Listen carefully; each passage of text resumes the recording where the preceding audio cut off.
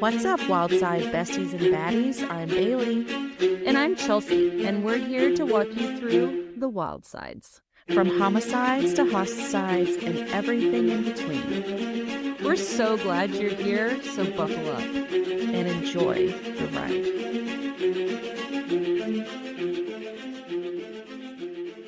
Happy Wednesday. Happy Wednesday to you. Y'all, it's interview week. Interview week. So, housekeeping. We have some exciting news, Bailey. Yeah, so we finally got stickers for our merch. You guys, we got to take it slow. This has been a steep learning curve. We don't have sweaters and hats, and yet I am working on that with the bandwidth that I have. But for now, we've got cool stickers. Shout out to Kelly Steen, who designed them for us. Mm-hmm. One is our logo. The other one is our specially designed tarot card, the Wild Cider. It's pretty amazing. It's going to come in regular and holographic, so we're really excited about that. It really is like the coolest sticker. I'm not into tarot cards, but this sticker is really cool. So this week, the interview is going to be with the one and only Dr. Everett Penn. And if you need a hero, like if you are like, I want my kid to have a hero in this life, Dr. Everett Penn is where it is at. Like, yeah, he's the best. He is the embedded criminologist for the Houston Police Department. He is also one of the professors of criminology at the University of Houston. And last but definitely not least, he created the TAPS Academy down in the Houston area. And it is such an amazing program. And their goal is to reduce the social distance between law enforcement and youth, particularly at-risk youth. But that is their mission, and they have done it in Houston. They've expanded nationwide, and it is absolutely incredible. I've actually been talking to our local law enforcement and school systems, and we're actually, kind of possibly getting the ball rolling here. So that's awesome. I can't say enough about the program. Yeah. And all of that being really great, but knowing that this is our interview week with Dr. Penn that has to do with, police versus youth, primarily minority youth. Mm-hmm. I imagine that this episode is going to fall in line per our system here, and I don't like it. I don't like it at all. So, as you guys know, we do single blind cases reporting, if you want to call it reporting, podcasting. So Bailey does not know the case. I don't know the case beforehand. So, with a sigh, because y'all, this has kind of kept my stomach in a knot for multiple reasons. Bailey was like, are you okay? Are you sure you're good to do this case? And I was like, yes, I'm good. So without further ado, we are going to be covering the 1992 Los Angeles riots and Rodney King. Oh, snap. Oh. Y'all, I'm already getting teary-eyed. Like, I get really emotional over the weirdest stuff. And this case just makes me really emotional. Like, literally for everybody involved. This is so hard for me because it is just a very emotional case. I'm going to apologize if I get a little choked up here and there throughout the case. I'm going to try not to, but just please excuse if I do get a little emotional. But Bailey, do you know anything about any of this stuff? I mean, obviously, I know the name Rodney King. Obviously, I know the name, the Los Angeles riots. But it happened when I was too little to understand what was going on. And there has been enough time passed for it not to be a quote-unquote hot topic issue. Right. The little that I know about it is that it was kind of the first viral incident of police brutality in the United States, or the first incident that was caught on camera and became viral. Correct. Right. Yeah, it's definitely not something that we learn about in our history books. Like that's not part of our middle school, elementary school curriculum. So again, if you grew up in that era, you have heard the name, you've possibly heard, either of Rodney King or the LA riots. So today we are going to be covering a lot of it. We're going to be covering a lot of things because you kind of can't cover one without the other. And I think that was what was most surprising to me about researching this case is I wanted it to, the focal point to be Rodney King, since again, we're talking about just police affairs and police relations with civilians, but I can't just cover Rodney King. So we're going to start at the end and we're going to work our way back. Ooh, twist. Yeah, we're going to start at the end and we're going to work our way back. Let's do it. So the Los Angeles riots lasted for only 6 days, from April 29th to May 4th, 1992. During a span of 6 days, there were 63 deaths, 2,300 injuries, 12,000 arrests, and an estimated 1,100 buildings were damaged, with a resulting grand total of $1 billion worth of damage. Oh my goodness. I knew the LA riots were bad. That's all I knew, was like this was a big thing and it was bad. Not like good versus evil bad. I just mean like No, yeah, and it was really bad. yeah. We grew up in South Mississippi, so we understand damage. Being through, we were Hurricane Katrina, you were down there during Hurricane Katrina. So we've been through hurricanes, we've been through natural disasters, and seeing areas have, millions or billions of dollars worth of damage because of a hurricane. But to try to envision $1 billion worth of man-made damage is really kind of mind-blowing. Wow. So the LA streets were rampaged with just widespread arson, looting, assault, vandalism. So the LA mayor at the time had to impose a dusk till dawn curfew, while the news coverage is just spreading images of enraged members of LA's South Central, Pico-Union, and Koreatown neighborhoods, right? So the coverage is literally just, the sky is bright orange at night, the smoke is out of control, there is looting local shops, dragging people from their vehicles, and the whole time chanting, "No justice, no peace." I mean, it's like a scene out of a movie. Well, I was literally going to say one of my favorite shows right now is SWAT. And I think one of their several string of their episodes in one of the seasons is flashbacks of Hondo, who's the main character. He was like a teenager during that time in Los Angeles when they had the riots, and they do flashbacks during that time. And that's what I guess correlate to that, is people being pulled out of cars, getting beat in the streets, and throwing bricks, lighting things on fire, and that kind of thing. I mean, it was absolute anarchy. So in the midst of these riots, news stations would air Rodney King's plea for peace. And he would later be mocked for his heartfelt plea. So his big thing that I think all of us can probably remember if we grew up in this area, he said, "People, I just want to say, can we all get along?" Right? And so that's where that, like, can't we all just get along? That's where that came from. Oh, like the mocking of that? Right. So that was Rodney King's plea on national television in the response to the Los Angeles riots. So the LAPD and other first responders struggled to contain the chaos that would eventually resolve after the California National Guard, the U.S. military, and upwards of 10,000 armed first responders were deployed to end the violence and the anarchy. So this is like a city war. It is. Oh, it's a full-blown, like, what in the Mad Max is going on? Yeah. So the LA riots would become the most destructive period of unrest and uprising in modern U.S. history. Seriously? Yeah. And that's, again, I'm like, how do I not know any of this stuff? Yeah, I mean, that's the thing, is it's like, of course, it's a tag name. Like, if you say Rodney King, most humans will be like, I know the name. Yeah. But as far as the details, yeah. And why don't I know about the LA riot? Like, why do I not know about this stuff? So there's an allegorical bomb that has been detonated in LA. What is allegorical? Kind of like theoretical, like not a literal bomb that was detonated. Well, you threw an allegorical bomb at me just now with that word. Like most volatile eruptions, there are multiple catalysts, but it's safe to say that the very man that they aired pleading for the violence to stop was the same man who would finally tip those scales and start the LA riots, which is Rodney King. Well, he didn't start the LA riots. What happened to him started the LA riots. Yeah, exactly. But I okay. mean, it was Rodney King and what would happen to him that was the final tipping point. That was kind of that straw that broke the camel's back Okay. for these South Central LA communities. Rodney Glenn King, here's another little fun fact. He never even went by Rodney. He went by Glenn all growing up. Huh. And so it was kind of funny. I read this one article and he was like, I didn't want to be Rodney King.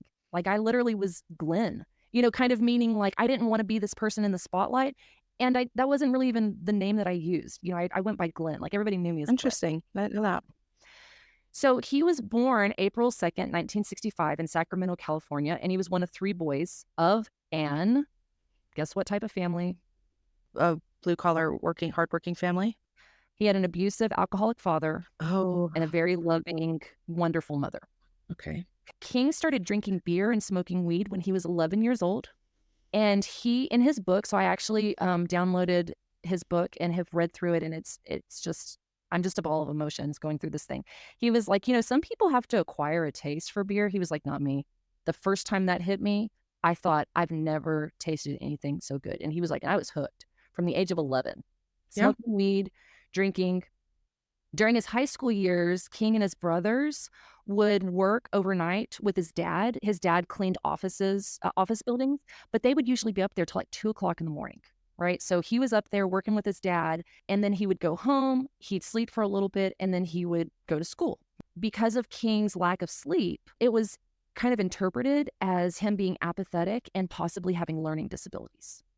And in his book, he was like, I was just tired.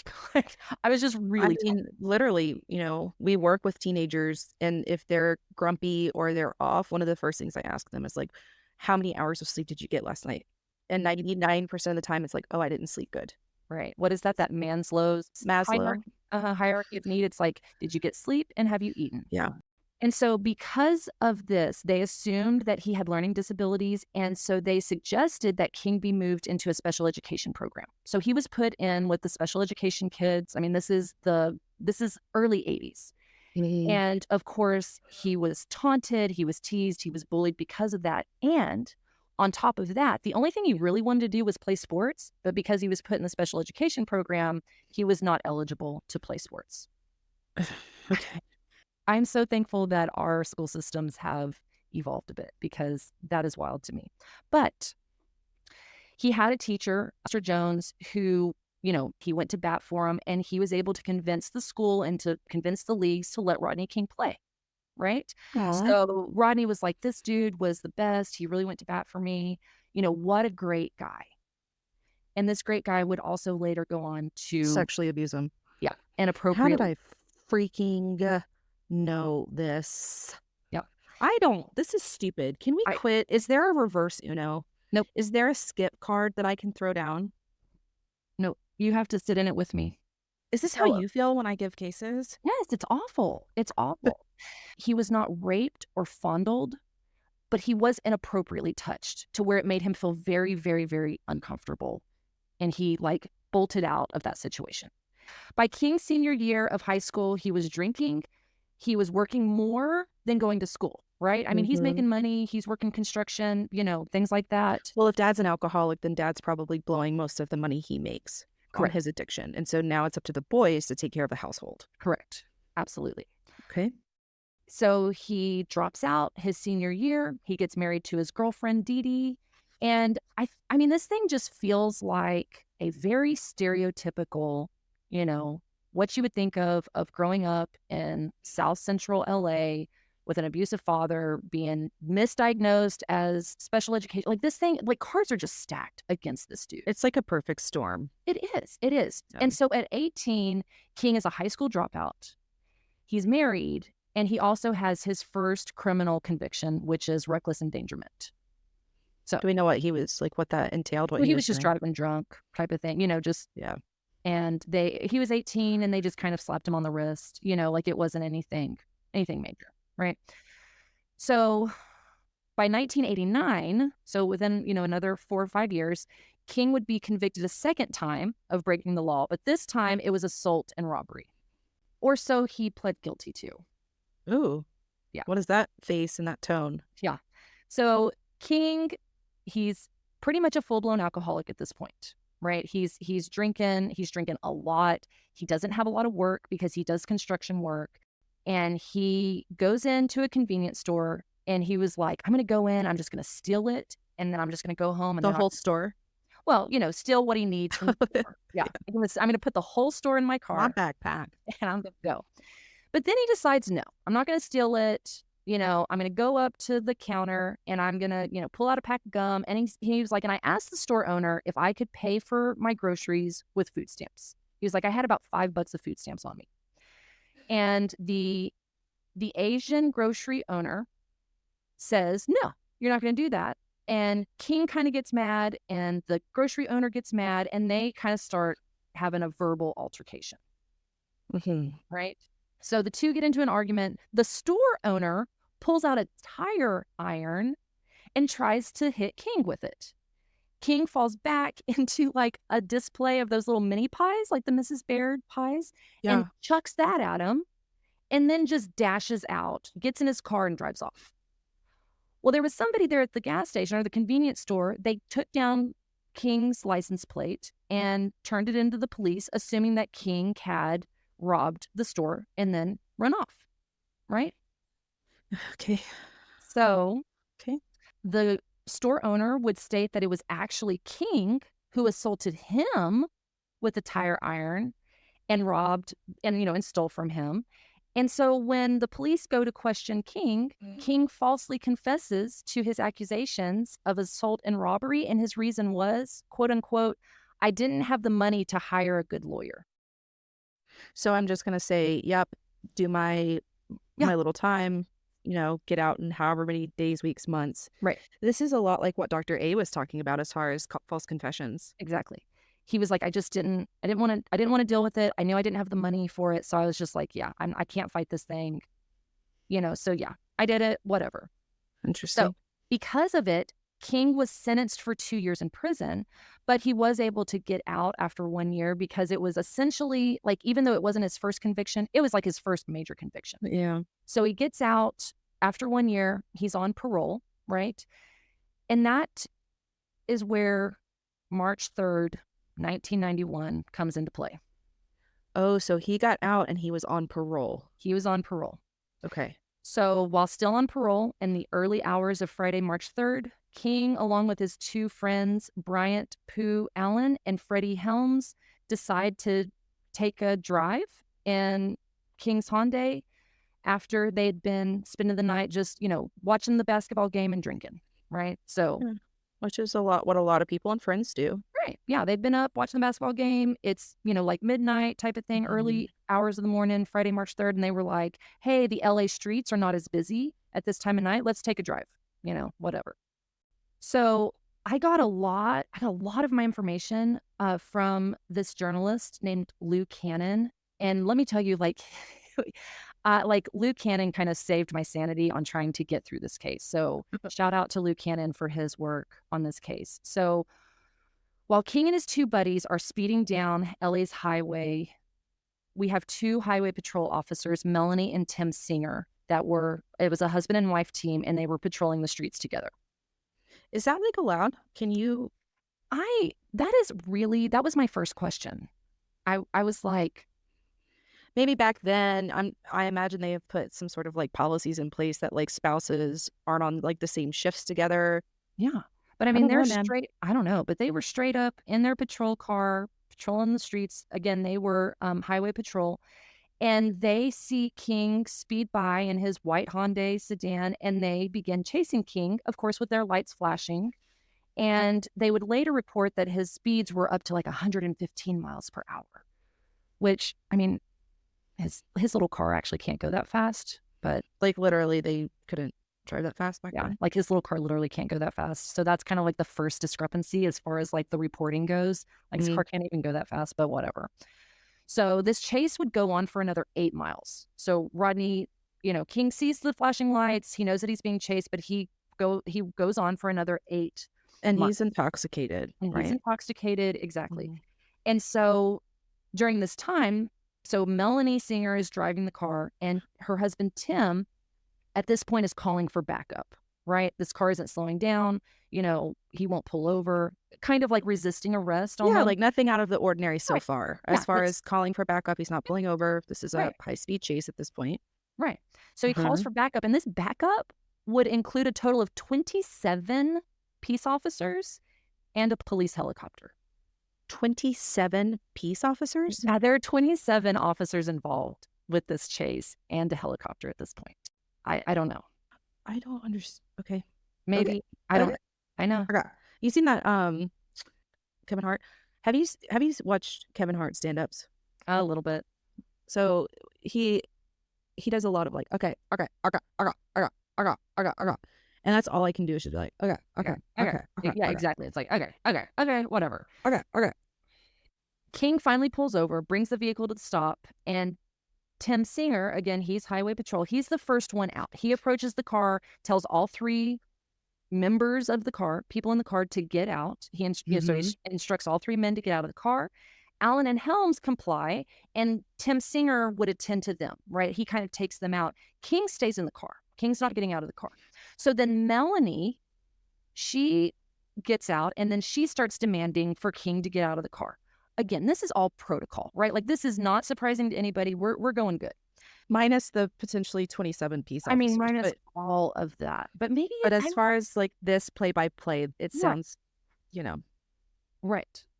So King gets out of the car and he's laughing, he's giggling, and he's even waving at the cop helicopter, right? The police helicopter. mhm. As Melanie Singer is commanding him to, of course, show his hands and get down on his stomach. Again. Now, remember, we said there were 27 peace officers involved. Some of them would end up leaving. They were just kind of looking at what was going on. But 14 of them would end up staying and become what was referred to as the bystander cops when this thing finally goes to trial. So they're just standing back and they're watching. And that includes Melanie and Tim Singer. Correct. 14. Right.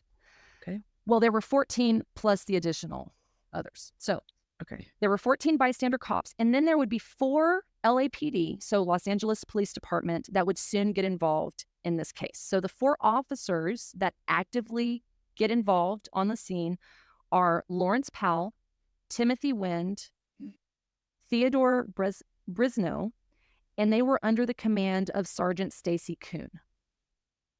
Okay. So Powell, Wind, Brisno, and Kuhn. Is Stacy, like our Uncle Stacy, is it male or is it female? Uncle Stacy is a male. Okay. So at one point, King grabs his butt, okay? And that makes the officers think that he's reaching for a weapon. Okay, so Okay. this motion prompts Melanie Singer to then draw her gun. Because at first it was just like, I need you out of the car. I need you to show me your hands. But when he puts his hand back to grab his butt, because again, he's laughing, giggling, all this stuff, he grabs his butt, she draws her gun out and then becomes more forceful, telling him, get on the ground now, show me your hands, get on your stomach. Okay. Yeah. She has her gun drawn. He complies. He gets on the ground and she's moving towards him. And then she would later state that she hears another voice behind her, which would end up being Sergeant Kuhn. He's now pulling rank and tells her, stand back, we'll handle this. So she knows that he has rank. She complies. She does what she's supposed to do. She pulls back. Okay. And so now Sergeant Stacy Kuhn comes in. Okay. So as Kuhn sees it, the California Highway Patrol officer was injecting a gun in a situation that didn't require a lethal weapon. So that's why he tells her to pull back. Okay. That was what he says. And the LAPD officers are taught not to approach a suspect with a drawn gun, and that Melanie Singer's tactic was a quote unquote lousy tactic. Okay. Okay. So just to kind of quickly run down the LAPD's use of force. So level 1, you have physical presence. Okay, just being there. Hey, we're here. You need to get right. Number 2 is verbalization. Hey, we're telling you, get down, comply with what we're saying. Number 3 is swarming. So that's like all of them going and trying to subdue the perpetrator. Okay. Number 4 is using the taser, tasing them with a taser. Number 5 is then using batons. And then if all else fails, number 6 is using lethal force like a gun. Okay. Okay. So that's why he was saying she's kind of skipping steps. We need to do other things before we draw guns. And Melanie worked for the Highway Patrol. She was not LAPD, so they probably had different protocols. Correct. Kuhn would later say, had she proceeded, either she was going to shoot Rodney King or he was going to take her gun away and shoot her. So again, that's kind of his mindset in the moment, right? Mm-hmm. So Kuhn orders the police officers who were watching King to holster their weapons, right?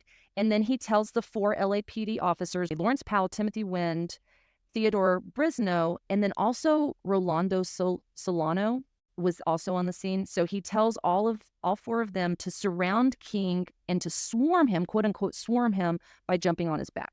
Which is the 5th level protocol. Correct. That's level 3. Swarming is level 3. Oh, swarming is level 3. Okay. Swarming is level 3. At Kuhn's command, the 4 officers jump on the fallen King. King's on his stomach. Powell and Brisno grab his arms while Wind and Solano take his legs. Powell keeps his knee on King's back, trying to force his arm back to cuff it. The officers would go on to tell investigators that King would then try to run, shaking all 4 officers off. This action would confirm that what the officers were suspicious of, and that was that King was dusted. Do you know what dusted? So he was high on PCP. That he was high on PCP. Which makes you, it's a lot like meth. It can give you kind of, subhuman strength, a lot of erratic behavior. Correct. Along with your frontal lobe being shut down. And yeah. Yes, all the things. And LAPD had been, they'd been taught about this. They had been trained on what to do if a perpetrator is using PCP, all of those things because of what you said. So Kuhn would then order Wind and Solano to stand back. Powell and Brisno were already back. And Kuhn would then fire his taser into King's back, which again, that's level 4 is firing that taser. After swarming, you fire the taser. So far, it sounds like we are going by the books. We're going by the book right now. Yeah.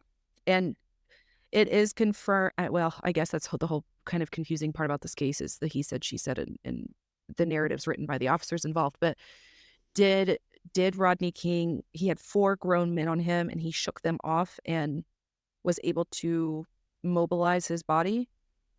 Correct. Okay. Do we know for sure if he was on PCP at the time?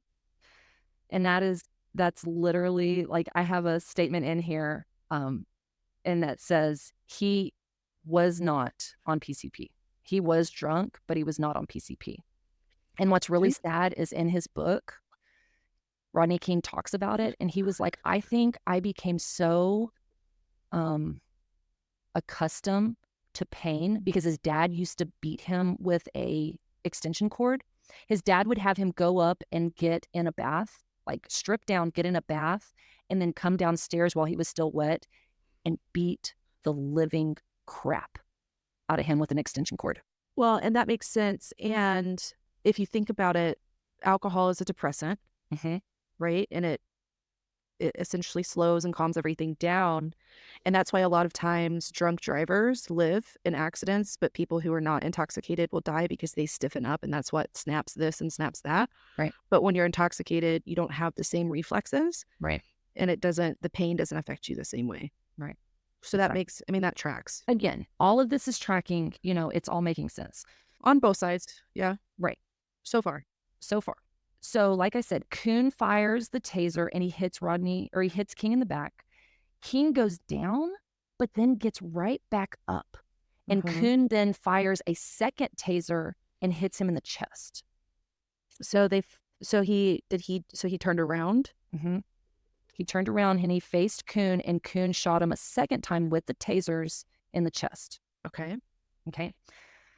Now this is where George Holliday comes into this case. Who's Jorge? George Holliday was living in the apartments across the street from where King stopped his Hyundai, right? So when he finally came to a stop, the lights, the helicopter, the shouting, all of that wakes him up. He goes to the window to watch all this stuff happening, and he decides that he's going to grab his brand new Sony Handycam. video recorder, 1991 style. What? And so this is where the footage comes in. This is where the footage comes in. So it Okay. was a bystander. It was not a media Yep. entity. This was just a Just some civilian. dude in an apartment who's like, "Oh man, I just bought this camcorder." I wonder if he sold that footage for money. We'll talk about that. Mm. So Holiday starts recording right when Kuhn orders Pal and Wind to start delivering the power strokes with their aluminum batons. So now we are at level 5. Level 5 is the use of the PR-24 metal batons. Oh, Again, can you imagine how much that would hurt to be hit with a metal baton? let me just tell you, not only are you getting hit with a metal baton, these things are like, you know how you'll have like the grips, kind of like that diamond shaped Yeah. grips? Those are laser cut into these batons. Like these Like, things are I stubbed my weapons. pinky toe, and I think it's gonna wipe me out for Oh, eternity. I'm like, I'm dead. I'm dead. Update my will. I'm Yeah, dead. like, don't wake me up for the next 4 hours while I crawl into bed and wallow in my pain. So getting hit with an aluminum or a metal baton? Yeah. No. Yeah. No, sir. No, ma'am. Mm-mm. So again, we are in protocol. This is level 5. This is the LAPD's use of force protocol. Okay. Okay. The officers would continue to strike King a total of 53, an estimated 53 to 56 times. And once King arrived at the hospital after everything was said and done, it would be concluded that he suffered a broken cheekbone, broken teeth, multiple fractures on the right side of his face, lacerations on his forehead, a fractured distal fibula on the right leg. So that's kind of like his ankle area, various bruises, contusions, and abrasions. And then he would go on to suffer permanent brain damage and nerve Oh my damage in god. his leg. And this is where my sentence was. And he tested negative for drugs and was completely unarmed. They beat the shit out of him. Okay. Okay. All right. So we're following protocol. Uh-huh. Phase 1, phase 2, phase 3, phase 4, phase 5. Uh-huh. At phase 5, we're doing metal batons Mm-hmm. Mm-hmm. and giving what are power strokes? Do you know, So a like, powered stroke is a type of stance and swing that is taught. And it's taught to deliver the most amount of force so that you can hopefully actually like break a bone, like break a leg or break an arm to subdue a person who is resisting arrest. Because it has gotten to that level of they're resisting this. and so now we have 4 LAPD officers, correct? They're all LAPD. Okay. 4 LAPD officers in this power stroke stance with metal batons hitting him, and we're talking 54 to 56 times Right. that he But was hit. here's where it gets, this is where you done messed up Ron. Uh-huh. So during this level 5, officers are instructed to use the baton against the body mass. That means nothing above the shoulders, no head, no neck. Okay. Okay. And you're supposed to deliver a couple of strikes and then step back and evaluate the situation. Which that makes sense, right? Correct. Especially if you have an I'm not saying that this is the case. I'm just saying if there is an aggressive individual that is quote unquote resisting or they're high on something or whatever the case is, it should be kind of like a maim or an incapacitation. It shouldn't be a Exactly. completely. This sounds like it went from like it crossed this threshold and then a frenzy And happened. then a frenzy happened. It turned into a 7-year-old pinata party. Yeah. Like, and I know frenzy doesn't cover the extent of his abuse. I don't mean to minimize the damage. Correct. I just mean like if you drop bait in a piranha tank, there's just this like wild frenzy that happens. And that's what Right. it sounds like. Correct. And again, like, yeah, they were, needing to get this guy to comply. But that is where, again, that's where the issues come in, is if they had been trained on how to do this power stroke, on how to do these things correctly, it should have incapacitated him quickly. And that was another with a couple of strokes, 1 or 2, back Not away, yeah, reevaluate the situation. not just, taking the taking the regulator off and just going full blown like balls to the wall, just unloading on this guy, right? So Powell thought, and he would say that he thought that it landed on King's collarbone, right? And that's what he told Oh investigators. He god, was like, that's still, like, terrible. Could you imagine getting hit in the collarbone? oh, it's terrible. Oh, and not only that, you're supposed to hit them in their joints, like the funny bone area and the knees is where you're supposed to hit. Yeah, Cause maximum, like to get him down, right? yeah. So Powell told investigators that he had hit King's left arm and possibly his collarbone. Melanie Singer, remember our highway patrol, saw it quite differently. So Ooh. she was quoted saying, Officer Powell came up to the right side of the driver with his baton out, and he struck him on the right side of the driver's face. Singer said, I saw the blood come out of his face. I heard the driver scream. Recalling the event 2 years later, she said tearfully, there is no doubt in my mind that he hit Mr. King repeatedly in the face. Sorry, guys. Repeatedly in the face, and I will never forget it to the day I die. Oh my gosh. And so there are 4 individuals who are in this level 6 protocol, but this at this point, this is surpassed, Right. right? And then there are 14 other people watching Just this. watching. Just watching. Right. Now we kind of go over to this videotape, right? So Uh-huh. Holiday videotapes it. He goes to bed. He gets up the next morning and it's kind of eating at him. And he's like, I need to do something about this. Like it wasn't sitting well with him. Yeah. He said, I thought about excuse me. He thought about what he had seen and decided to tell the police about this videotape. Whoever answered his calls at the Foothill police station, and no one at the Foothills police station ever acknowledged taking it, wasn't interested. Well, I mean, So, disappointed that the police had pretty much hung up on him, Holiday decided to tell CNN's Los Angeles bureau about the tape. so I'm gonna try to do the right thing, and I'm Yeah, gonna try to go to the police. right. They say, "No, we're not interested," and he says, "I have a self-imposed duty to get this out Yeah. there." So then he goes to the media. So he goes to CNN, to the CNN's Los Angeles bureau about his tape, but this would provide another disappointment. For no one was at CNN to take the call. So that was the second step. And then by now, Holiday has, he's convinced that the world needs to see this. So it's one of those weird, and I've been on that mission where it's like the more like roadblocks you get, the kind of the more angry you get, where you're like, you know what? I thought that this was gonna be a lot more Yeah, received, right, yeah, than like this is crazy. I'm now kind of mad about this. So he takes it finally to KTLA, like a local LA station, and he talks to them, gives it to them, and they agree to take it. So the first event of the incident, as it was recorded by Holiday, is King's charge at Powell. So when they had all swarmed him and Mhm. he threw them off, that's kind of where Holiday started filming. So Okay. they did see him kind of charge towards the And officer. then he was tased, right, after that charge? Correct. Okay. So there were 81 seconds of action in this, baton strike, right? Watching them go into what was that phase 6 or phase 5 of the baton strike. Mhm. But KTLA edited it and took it down from 81 seconds to 68 seconds. And they cut out King charging at Officer Powell. So what the media is now showing is the 68 seconds of just King being on the ground, getting the living tar beat out of him. Ugh.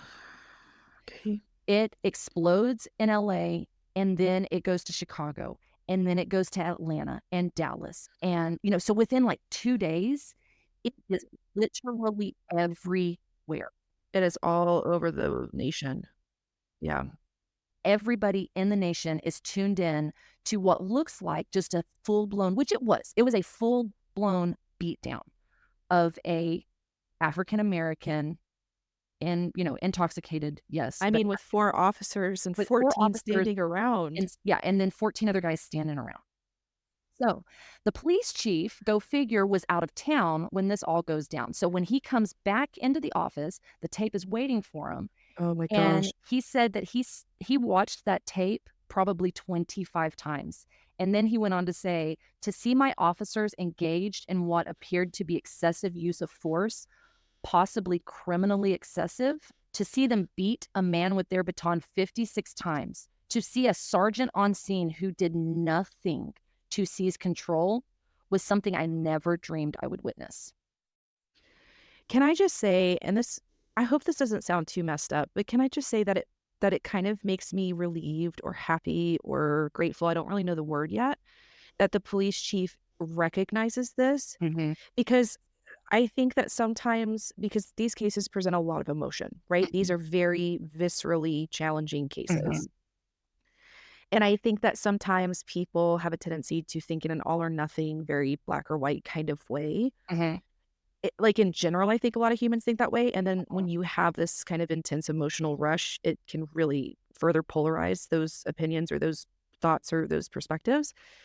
But I think it's nice to hear that the police chief, and that is, I mean, he is over the LAPD. He's Correct. those are men and women under his Command, command. Yep. direction, maybe direction, And for him to identify that this was, you said, what was the word? Potentially criminally. possibly criminally excessive. Wow. Because I don't think a lot of times that, if you will, media or whatever presents that other people might also see that this is wrong. Right. They paint it in a very like perpetrator versus victim, as opposed to there are perpetrators and there are victims, but there are also a lot of other people Correct. who kind of make up this dynamic and this balance. Right.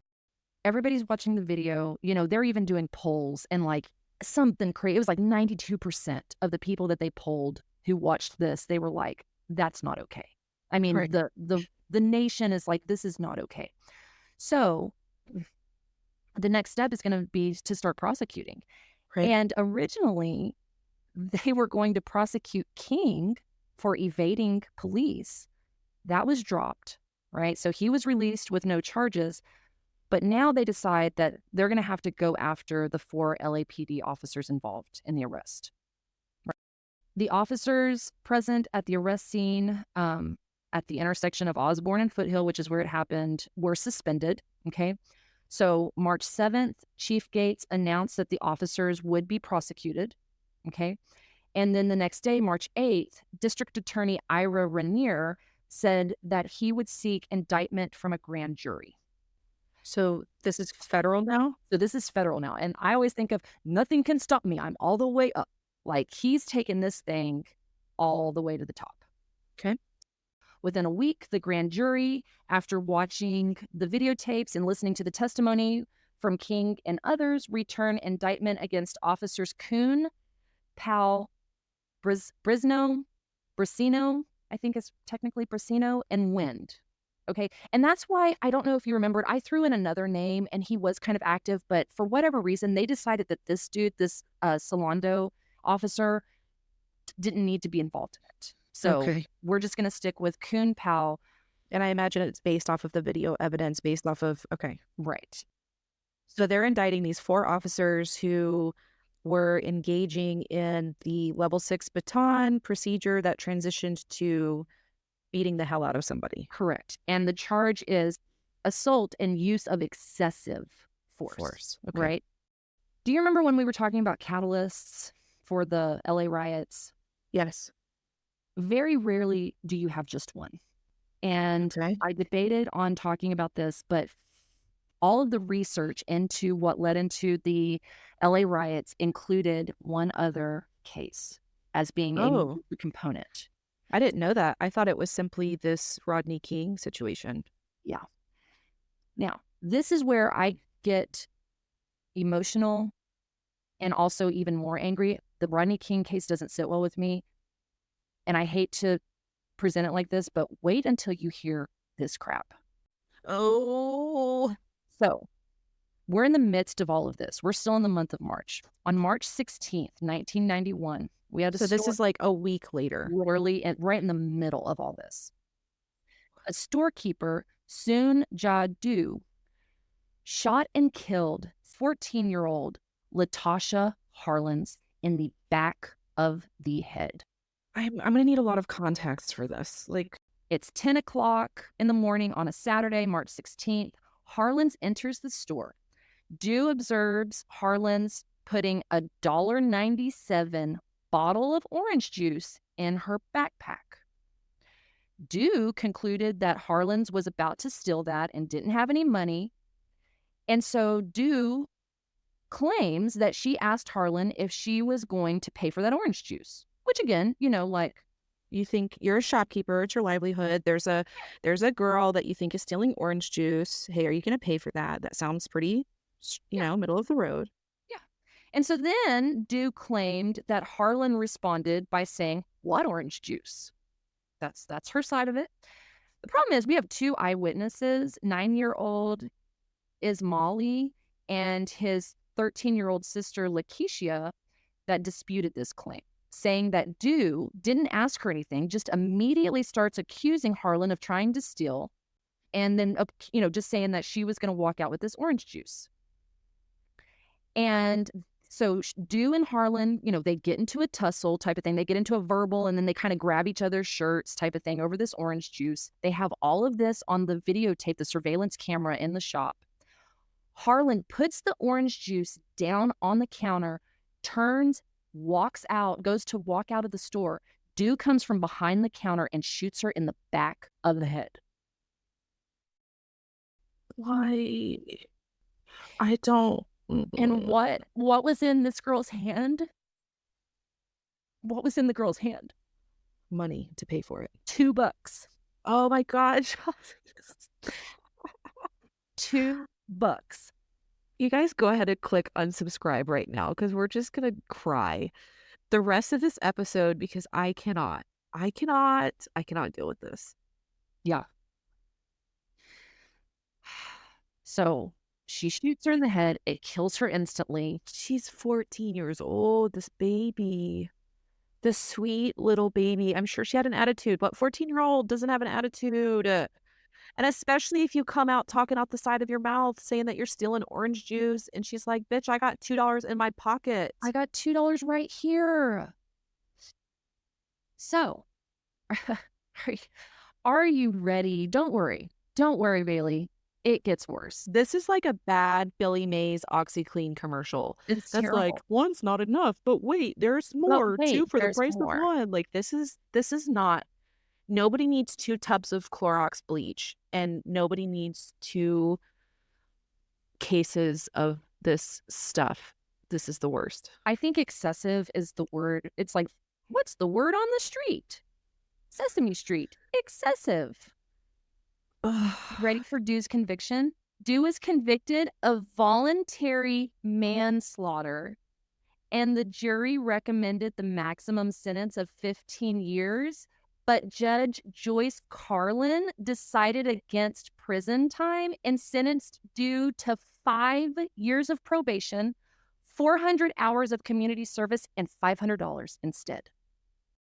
I would be so, I don't know the words, if I was in that community and a 14-year-old girl walked into a gas station to buy a bottle of orange juice. She gets in a little, tuffle, a little verbal altercation. She puts the orange juice on the counter. She walks out of the store, and the store owner shoots her in the back of the head and kills her. Mhm. And she gets 5 years of probation and a fine. And I'm just going to say it as many times as I can. And the girl had $2 in her hand. It wasn't like, well, maybe she was going to pay for it. It was in her hand. Did they find her? They found her laying there with it in her hand? They found her laying on the floor in a pool of blood with $2 in her hand. So relations between tension starts really getting heavy between African American and the Korean community now. Because remember, the 3 communities that were involved were South Central, Pico-Union, and what they dubbed as Koreatown. Okay. Okay. And so you have the Rodney King issue that's going on. You have this issue where the Korean store owner is I don't even know if you would call it a slap on the wrist. Anywho. Yeah. So things are just getting I mean, more talk about not feeling safe in your community, wrecked. right? Like the, yeah. So the state appeals court later unanimously upheld Judge Carlin's sentencing decision in April of 1992, a week before the riots.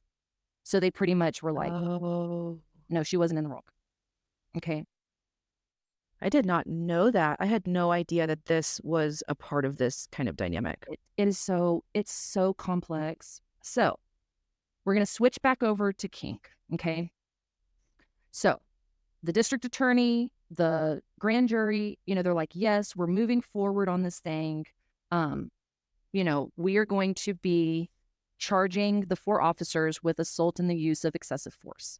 So attorneys for the 4 officers focus their attention on moving the trial out of the LA County.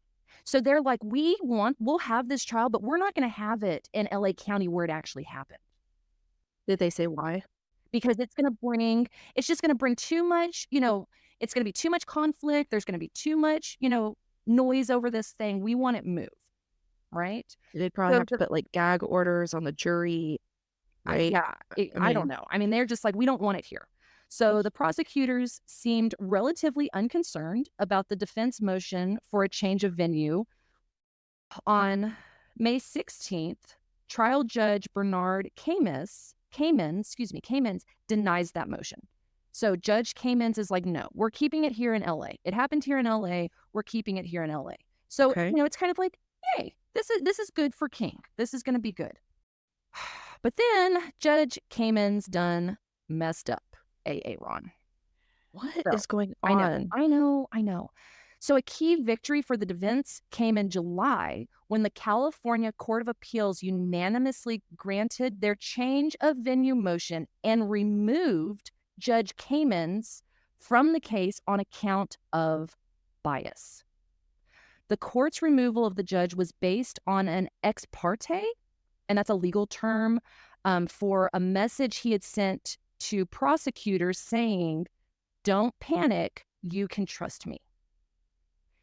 So it doesn't really matter what all of that means. What matters is you can't do that as a judge. You cannot send fold up your piece of notebook paper into like the little origami heart. Like football triangle that you kick across the classroom and like kick it over to the prosecutors and be like, hey, my guy, I got you, fam. Right. You cannot do that.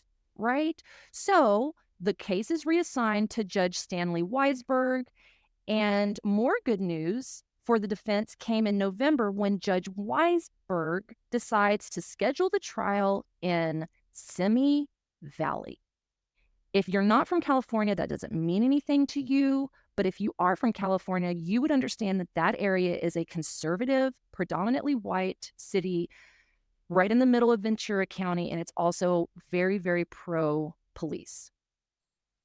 And we're not, to be clear, we're not hating on pro-police. No, and I was just about to say, the reason why that is upsetting is because because it's a case having to do with police brutality. It is. If this were about, a 16-year-old shoplifting or, like stealing his mom's credit card, okay. Right. But when you have a very racially charged case situation, that is not okay. To me, it needs to stay in LA. Like, it shouldn't have been moved. If it had been moved, I feel like it should have been a lateral move to an area that had similar demographics, similar like socioeconomic status. Because I feel like that is just. I feel like that is right. Okay. And if I had to guess, I would imagine that the majority of the jury selected, because it's pulling from Simi Valley, that the majority of the individuals were Caucasian. So yes. So the majority of the people that were pulled, they were Caucasian. There were a total of 5 African-American people that were pulled, but 4 of them denied. They said, I don't want to do this. I'm opting out. There was 1 African-American who did not make it onto the jury, but you end up getting a jury of 12. There were 9 white members, 1 Hispanic American, 1 Asian American, and 1 biracial member for this case. So So 75% is a white jury. correct. And this is why I really, really hate this case, because I don't want this to be a racially charged podcast, right? But again, those are just the facts. That's just what happened, right? Well, sure. And I think even if we were looking at it from a different, I mean, I think the issue here is that the accusations are of 4 white police officers. There is assumptions or narratives in the media that this is a racially charged crime. Right. And I'm not saying that white people cannot be unbiased, but you're more likely to have biases in this kind of dynamic than you would, like you said, going to a place that has a little bit more diversity, like you had with the Los Angeles and that kind of thing. Right. They go through the whole court trial, and honestly, we could do a whole nother episode on just the court trials, right? Like on the court case and the testimonies and all of that stuff. But the end result was, after 7 days of deliberating and hearing all the testimonies and examining the videotape, they come to a verdict. On April 29th, 1992, the 7th day of the jury deliberation, the jury acquitted all 4 officers of assault and acquitted 3 of the 4 of using excessive force. So all guys were acquitted. Everybody involved was acquitted. 3 of them were acquitted for both. And then they had a hung jury on Officer Powell. He was the one that really kind of was doing the most unethical things. A quick thing about Powell is Officer Powell did an MDT message, so like an in-car, like an official message to another officer. And he said, quote, "I haven't beaten anyone this bad in a long time." And then And this was in his official yes, report. yes. And then during trial, they asked Officer Powell to demonstrate this power stroke, and he could not demonstrate it appropriately. So pretty much showing like he was not trained, he was not, and I guess kind of, I don't know, I don't know if we want to include this in it. So Powell was kind of the problem officer for the defense, right? Mm-hmm. He was a 3-year veteran of the LAPD, and he had been called upon to, at roll call, to demonstrate power strokes with his metal baton, and had performed poorly enough to have been singled out for inefficient use of his weapon. And his ineffective technique was also in evidence in his performance as the lead officer in the King arrest. He was described as even sadistic a lot of times from his fellow officers. He was always throwing out racial slurs. Other officers called Powell immature, sexist. And then at one point, Los Angeles had settled one excessive force claim against Powell for $70,000. So he had a little bit of a history. And this is also what is being exposed to, like, what is also exposing the situation throughout this trial process is this is not his first time. Correct. There's a lot of other problematic behaviors involved, and yet there's still an acquittal. And not only is there acquittal, now Chief Gates, remember, he had said, like, that was an excessive use of force, that was criminal, yada, yada. But he would not acknowledge that there were problems within his LAPD. And that's kind of what people got so upset over, is like, But that's so terrifying, right? Like, if we were to right, look past the anger and look underneath that at the fear, because usually there's fear beneath anger. If there is a very powerful force, right, and the LAPD arguably is a powerful force. I mean, law enforcement arguably is a powerful force. And you have the situation with excessive use of force. force. And the police chief is essentially saying, yeah, so, cool, this happened, but there's really nothing wrong with how we do things. That is the scariest thing. And because, yep, I'm going to leave it at that. I know. Mhm. And that really that was kind of that key point, was like, if it had just been said, this is wrong. It was excessive force. We have some issues and we need to re-examine our And we'll LAPD. take accountability for our pieces of this, Correct. right?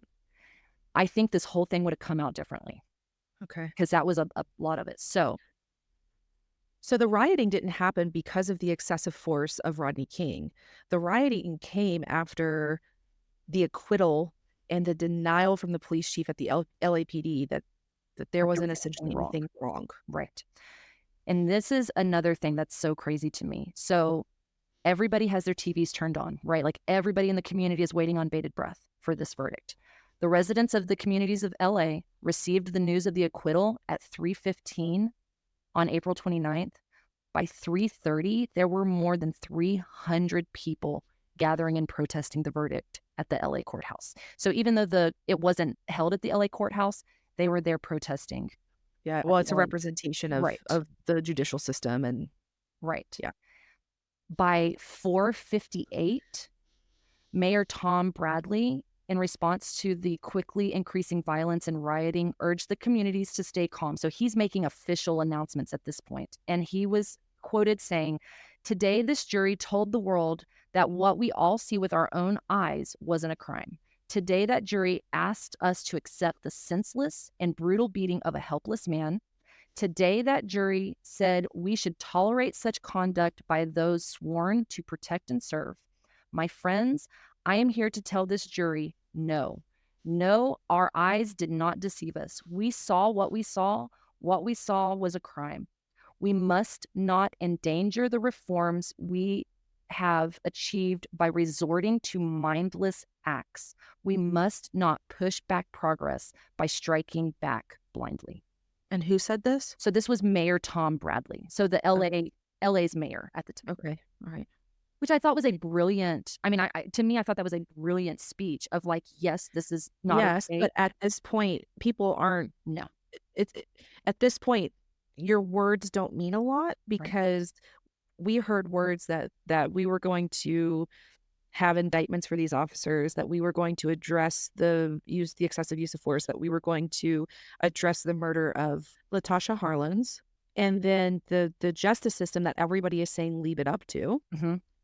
comes back and says, "Yeah, Nah, it's all right. it's okay. It's all right." They were just kind of, they were having a bad day. So sorry. Well, yeah, and this Right. is, I imagine, just generational and decades of just Oh kind of yeah. layering it and layering it and layering it Oh yeah.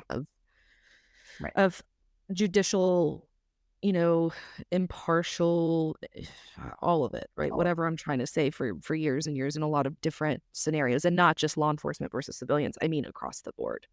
we're now pretty much at the end, which was the beginning, right? So Mhm. that's April 29th, the day that the riots start. I always think of the Sublime song when I hear that.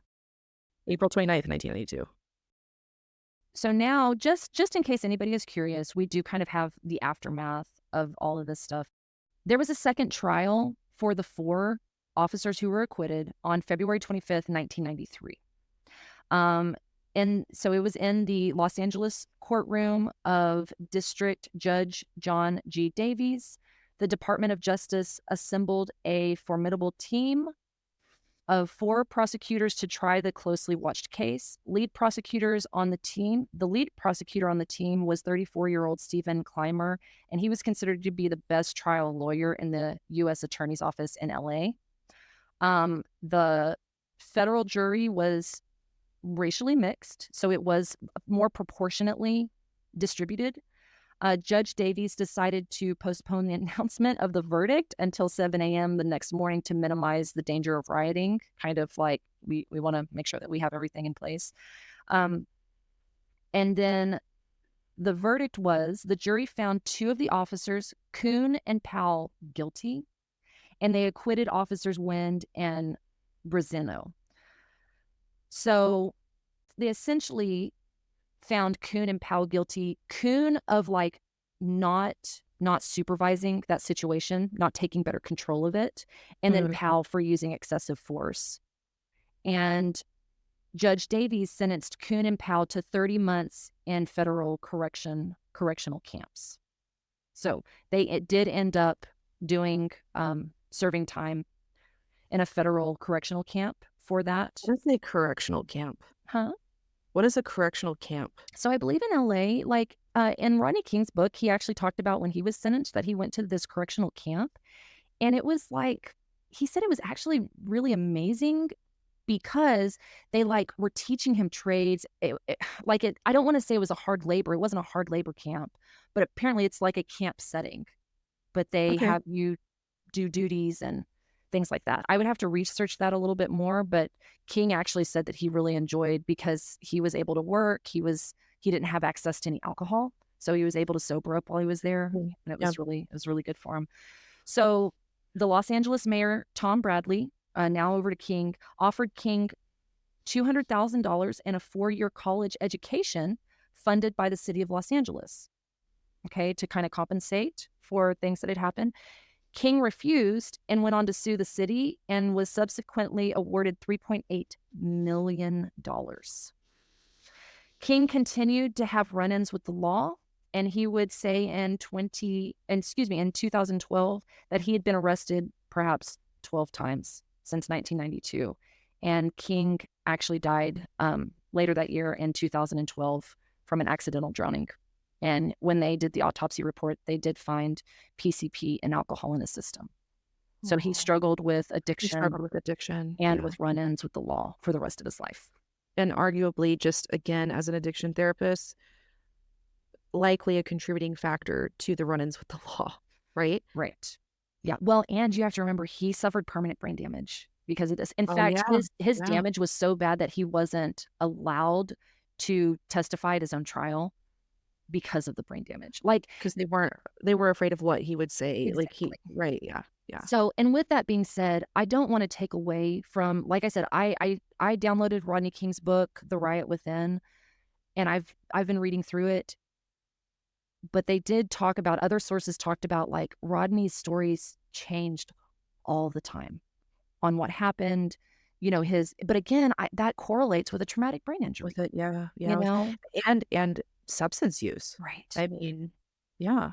It doesn't necessarily mean that he's, and I'm trying to be as fair as I can. That doesn't necessarily mean that he's being malicious about the intention of Correct. changing his stories, but it Correct. could be it could be a lot of other underlying things for that. Right. So, do I think that Rodney King was a stand-up guy, was somebody who needed to be martyred, was just, the poster child of how a person should live their life, yada, yada? No. Rodney King talks about it in his book as well, where he was like, look, I didn't do the right thing. I made mistakes. I didn't do this correctly, but so did they. Yeah. And I think at the end of the day, this is not Rodney King was this amazing guy and this shouldn't have happened to him. It is nobody. This should happen to nobody. You should not have your teeth knocked out of your face, your occipital bones broken, and skull fractures, And be left with a traumatic brain injury. and be left with a traumatic brain injury because peace officers are using excessive force or not trained correctly, Yeah. right? Like, I am pro the right thing. This was not the right thing. They did Yeah. not follow protocol. They did not do what they were supposed to do. At one point, there was also like stomping. They were stomping Rodney King. That also is against protocol. Oh, So my point is protocols are set in place for a reason to keep people safe. When right. you go off of that, when you disregard those protocols, this is what happens. And you're also jeopardizing the trust with the community. You're also jeopardizing the trust with the community, and to come full blown, full circle. That is why I love what you guys are going to be hearing with our interview with Dr. Yeah. Penn on Friday is, instead of saying, look, it happened, the shoe dropped, we'll try to clean it up the best we can. His approach is, how are we going to make it so that this doesn't happen? How are Yeah. we going to build relationships? How are we going to increase our cultural competency, our trust, our education, so that we don't have another situation like this? And this is why I think that this is a really great case that you chose for the interview with Dr. Penn. Yeah. Even though Rodney King you said he was like 24, 26 or Right. something Yeah. like He that. wasn't a He minor. wasn't a teenager. No. But it does speak to the kind of ongoing unrest, Yes, right, that we've experienced. correct. And I just want to, maybe I'm validation seeking from our listeners, but I want you guys to know, I hope y'all are really proud of us for doing a case like this because Chelsea and I both, I do not talk about this stuff in a public platform Y'all, ever. I hate This it is with so every hard. I avoid this stuff like the plague because as you'll hear me say in Dr. Penn's interview, my husband, whom I love very dearly, was in law enforcement for years. Most of the clients that I've worked with for the majority of my population have been underdogs, whether it was, from a socioeconomic status, a racial status, or whatever the case is.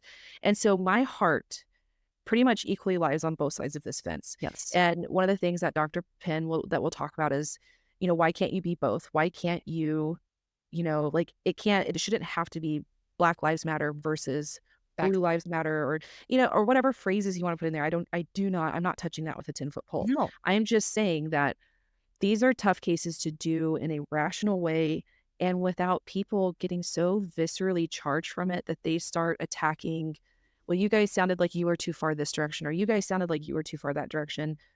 And it takes a lot, right? It's a lot to be able to balance this whole something like this that's so significant and so hard out. So thank you so much for presenting this case. I really hope that we don't have to do this anymore. no. Well, and you know what? As ironic as it is, in the words of Rodney King, can we just get along? Can we Please. please just get along? Which, say what you will about that. Being that person, being like that peacekeeping personality, I am like, yes, yes, Mr. King, can we please just get along? Say I hope the individuals that were involved in this get the help and healing that they need all the way around. Nobody hates a bad cop more than a good cop. Yeah. But Right. I want to, I don't know. I want to thank, I want to apologize. I just have so many emotions. But yeah, guys, thanks for sitting through this with us. Yeah. And I wish I could tell you that I hated this with every fiber in my being. I But this is true crime, right? Like this is very relevant, very important stuff. This isn't just about, serial killers or, break-ins. Crime is multi-directional and it's on such a big spectrum. And this is such an important part of true crime. And we would be hypocritical if we did not cover things as much as we hate to do it. We have an obligation to use our platform for advocacy in every way possible. Correct. I'm going to close this with reading you from Rodney King's book. This is my closing statement. I have been asked countless times if I've forgiven those officers for beating me. The short answer is yes. The long answer is that I work on it every day, and every day I let it go a little more. I know I did wrong that night, and I believe they did wrong too. But we all have to move on and let go of the hate. And with that, we appreciate you guys for tuning in and hanging out with us through this wild ride. And we will catch you On the flip side, Bye, guys. bye. Hey, Wildside Tribe, don't forget to follow us on Instagram and Facebook at Wildside Podcast. Make sure to tune in on Wildside Wednesdays. New episodes will drop each Wednesday at 6 a.m. Eastern Standard Time. We would love to hear from you, so if you have a wild case recommendation, email us at wildsidepodcast@gmail.com. That's wildside with a C. Or share your thoughts in the comments below. As always, if you haven't heard it today, you're loved, you're worthy, and you're valuable. And we'll catch you on The flip side.